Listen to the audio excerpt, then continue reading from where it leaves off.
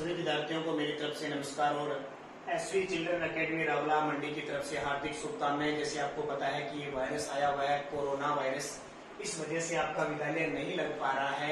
इसलिए विद्यालय शिक्षण संस्थान ने क्या किया है, आपके लिए स्पेशल ऑनलाइन क्लासेस शुरू की है ताकि आपकी पढ़ाई में कोई व्यवधान न हो। आपको पता है अभी तक हो सकता है 1 महीना, 2 महीना, 3 महीना विद्यालय नहीं लगे तो आपकी पढ़ाई बिल्कुल भी डिस्टर्बेंस न हो।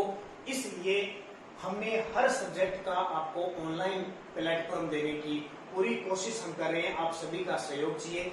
जो आपको वीडियो दिया जाता है बढ़िया तरीके से पढ़े। हम स्टार्ट कर रहे हैं कक्षा 10 की सामाजिक विज्ञान।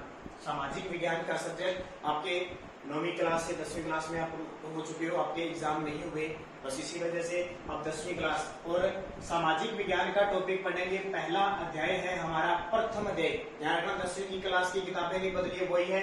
और पहले पार्ट का नाम है स्वर्णिम भारत 1206 ईस्वी तक लेकर। स्वर्णिम भारत का मतलब क्या हुआ?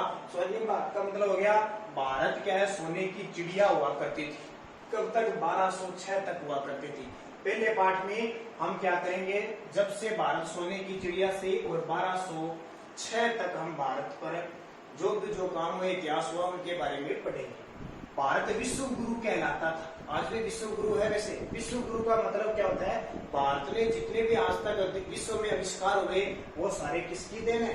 विश्व की है। चाहे वस्तु ले लो, चाहे खाने की चीज ले लो, किसी भी प्रकार की।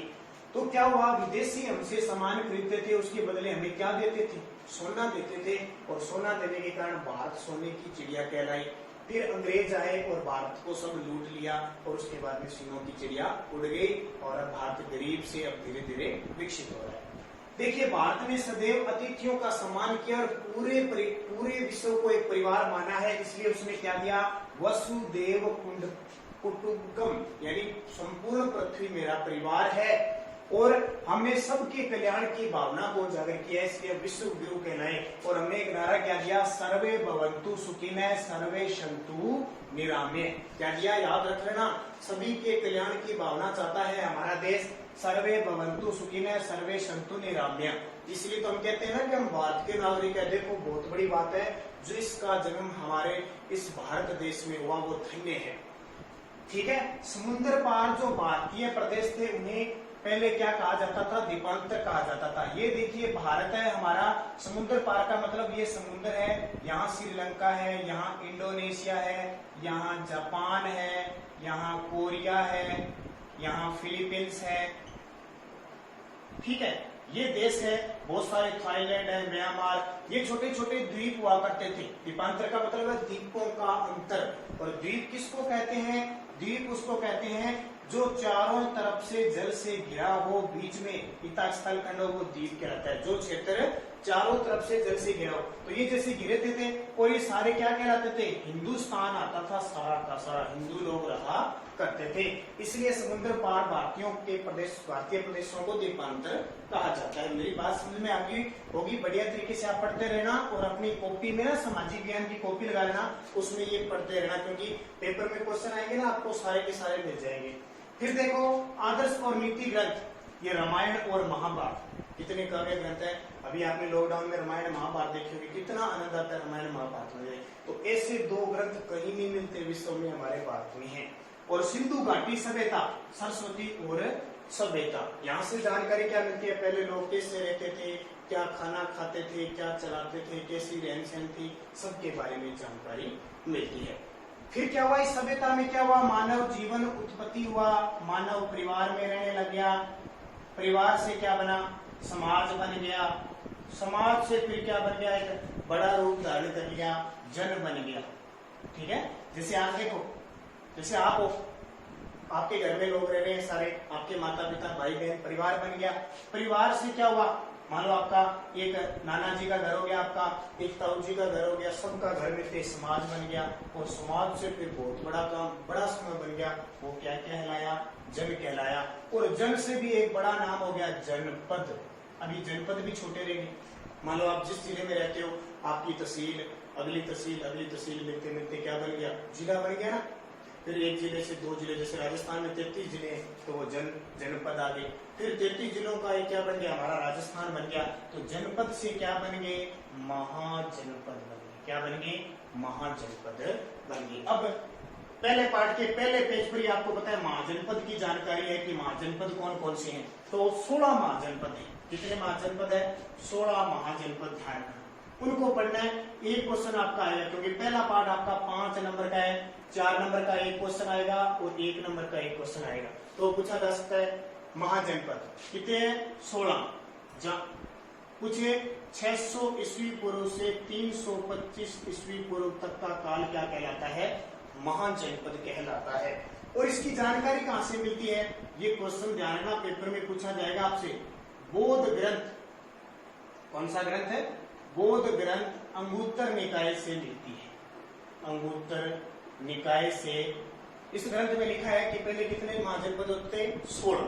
अब है कौन कौन से, अब याद करने आप। मगध, अंग, काशी, कौशल, अवंती, अस्मक। किताब में ऐसे नहीं लिखने, कैसे भी पढ़ सकते हो आप इनको, बस पढ़ना है। चेदी, मल, पांचाल, मत्स्य, सूरसेन, कंबोज, गांधार,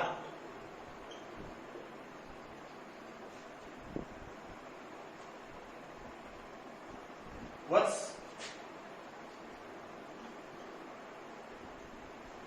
कुरु आ गया, कुरु 15, कुरु एक और है, ठीक है। इसके बारे में मैं आपको बता देता हूँ। कौशल आ गया, कौशल आ गया आपका, वत्स, वज्जी नहीं है, ठीक। तो ये 16 महाजनपद हो गया। याद करने आपको, पहले तो आपको पता होना चाहिए 16 महाजनपद है कौन से। अब देखो, दोबारा देखो, मगध, अंग, काशी, कौशल, अवंती, अस्मक, चेदी, मल, पांचाल, मत्स्य, सूरसेन, कंबोज, गांधार, वत्स, कुरु और वज्जी। 16 महाजनपद है। इनकी राजधानी याद रखनी है। मगध की राजधानी क्या है, तो गिरिव्रज, या दूसरी क्या है, राजगृह, ठीक है। राजधानी याद रखनी, पेपर में आएगा सीधा। मगध महाजनपद की राजधानी क्या है। अंग की राजधानी चंपा, अंग की राजधानी क्या है, चंपा। काशी की राजधानी वाराणसी, काशी वाराणसी, रट्टा लगा लेना एकदम बढ़िया तरीके से। कौशल की श्रावस्ती, कौशल की श्रावस्ती। अवंती की राजधानी ध्यान रखना, उत्तरी अवंती की राजधानी है उज्जैनी और दक्षिणी की है महिष्मति। आपने सुना होगा, आपने बाहुबली फिल्म देखी है ना, वो महिष्मति का राजा होता है, महिष्मति ये है। अस्मकी पोतन या पोतली, अस्मक की राजधानी क्या है, पोतन या पाटेली। आपकी किताब में दे रखा है, वैसे बता देता हूँ, पोतन या पाटेली। चेदी की क्या हो जाएगी, शक्तिमती, ठीक है। एक राजधानी के 2-3 नाम है, मैं बता देता हूँ, जिसकी आपकी किताब में शक्तिमती या शौंचीवती भी कहते हैं। मल की कुशीनारा। पांचाल की 2 राजधानी ध्यान रखना, उत्तरी पंचाल की राजधानी अक्षत्रपुर और जो दक्षिणी पंचाल है उसकी राजधानी है काम्पिल्य, याद रख लेना ये काम्पिल्य। मत्स्य की राजधानी, तो मत्स्य की राजधानी है विराटनगर, कौन सी, विराटनगर। सूरसेन की राजधानी मथुरा। फिर कंबोज की राजधानी हाटक या दूसरी याद कर लेना राजपुर। गांधार की राजधानी तक्षशिला पाकिस्तान में, ध्यान रखना। आपने चंद्रगुप्त मौर्य का वो सीरियल देखा, उसमें चाणक्य आता है, वो तक्षशिला की होती हैं। वत्स की कौशाम्बी। कुरु की राजधानी इंद्रप्रस्थ और वज्जी की राजधानी आपकी किताब में क्या दे रखा है, अलग ही दे रखा है। वज्जी की है विथेय या मिथिला। विदेह या मिथिला। तो ये 16 महाजनपद और उनकी राजधानी आपको याद करनी है। कल के वीडियो में हम बात करेंगे राजस्थान में कौन से महाजनपद थे और हमारे देश में कैसे आगे महाजनपद पर कौन कौन राजा हुए, चंद्रगुप्त मौर्य हुआ, अशोक हुआ, बिंदुसार, उनके बारे में डिटेल से हमें पढ़ेंगे। तो आज के टॉपिक में इतने पढ़ेंगे। अब जब तक मैं कल का वीडियो लेके आऊं, आपको कल का अध्ययन करवाऊं, इससे पहले आप सारे के सारे क्या कर लोगे, 16 महाजनपद याद कर लोगे। धन्यवाद।